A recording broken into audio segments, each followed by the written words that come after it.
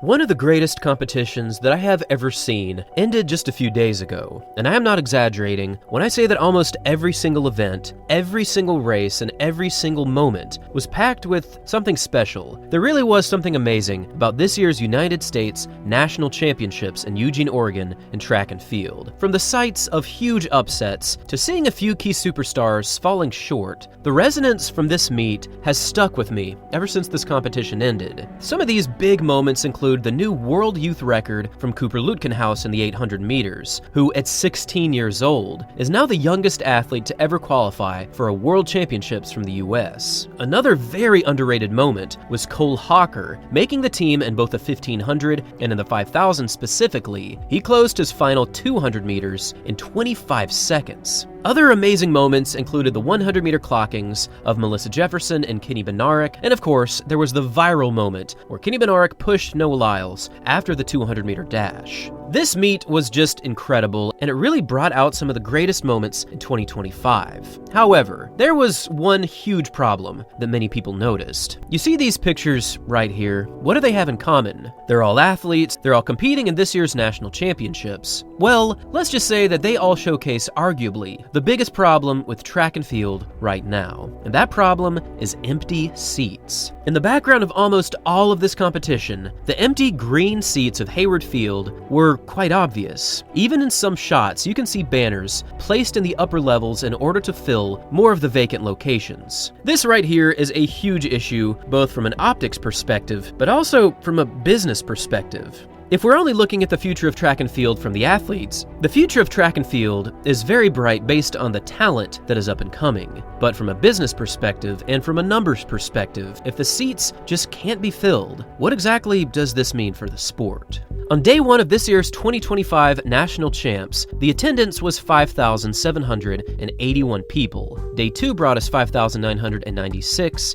day three saw a jump of 7,816, and the final day plateaued at 6,977 people in the stadium. Now, at face value, these numbers don't look too bad, but when you realize the maximum seating is 12,650, then you start to get a little bit concerned. And then, when you realize that this capacity is expandable to around 25,000 people, that's when things get extremely worrisome. If we only take the lower end of this capacity, we can see that day one only had a 45% capacity, followed by day two at 47, day three saw a capacity of 61, and the final day of one of the biggest meets in 2025, only saw a maximum number of 55% capacity. We need to talk about this. This is not good. Why does one of the most exciting meets in 2025, a meet where new World Championship qualifiers are born, a meet where new national champions are crowned, in a stadium that looks like something out of a futuristic video game, have such a small amount of people that actually want to show up and watch these athletes compete? Things looked exciting behind the screen watching at home, and many will also tell you that the atmosphere was still incredible, which is a testament to how track has such a loyal fan base. But barely scratching capacity like this really is a problem. Now, there's no clear answer as to why this situation unfolded, and it's certainly not the only example of something like this happening in 2025. We definitely saw it in this year's Grand Slam meeting in Jamaica, where the vast majority of the seating in the stadium was empty. But focusing on what happened in Eugene, there are many theories as to why this pretty big competition just didn't bring people to the stadium.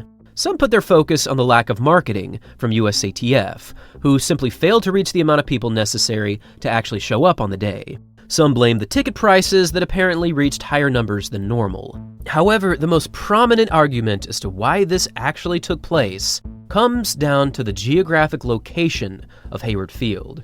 You see, this historic stadium, located in Eugene, Oregon, is almost 2 hours south of Portland. This rather isolated location makes it rather challenging to even show up as an athletics fan, unless you actually live nearby.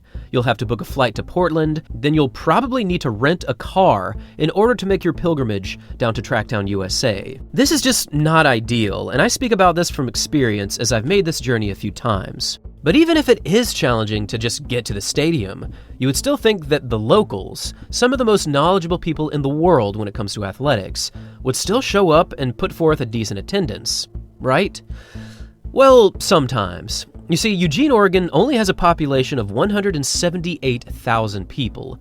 Plenty of people to fill the stadium, but compared to other cities that possibly could hold a national championship, this number is just too small. On the West Coast alone, many have stated that various other cities would be much more ideal to host such a track and field meeting, and cities such as Los Angeles, Sacramento, San Diego, and even Portland itself could bring more people.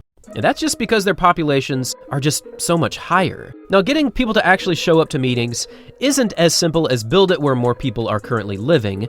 That is just not how sports works. But I do believe that combined with the proper marketing, moving to a more populous location would be a positive step forward. To look at this from a crude numbers perspective, if 5% of Eugene's population were to show up at Hayward Field, then 8,900 people would be in the stadium. However, if only 0.5% of Los Angeles' population showed up, then that would actually exceed capacity, bringing over 19,000 spectators to the competition. Now, I do understand the historical significance of Hayward Field in Eugene, Oregon. This is where Steve Prefontaine laid the foundation of mental toughness. This is where Bill Bowerman paved the way for new technologies and new track surfaces. And this is the actual birthplace of Nike, which we know now is one of the biggest sports conglomerates and juggernauts in the sporting world. Moving locations and establishing a new Tracktown USA isn't completely necessary. We can still call Eugene Track Central while pushing a few other meets to different locations. There is also the reality that track's coverage usually does not push beyond the central nucleus of the athletic sphere. Ask anyone to dive into the stories and the athletes from this year's Nationals, and the odds are they won't know who most people are. As a lifelong track fan, it just bums me out to see so many empty seats during one of the most memorable competitions I've ever witnessed. And if the sport really wants to grow, if we want to attract future investors, and if we want to become more and more relevant, the fact is simple. We need to get people into the stadiums, and we need to get them in with much more consistency. Now, I would love to hear from all of you about this attendance issue. What do you think are some of the issues surrounding lack of attendance? What do you think track and field needs to grow? And what do you think about having more competitions outside of Eugene, Oregon? Thanks for watching, everyone, and as always, until next time.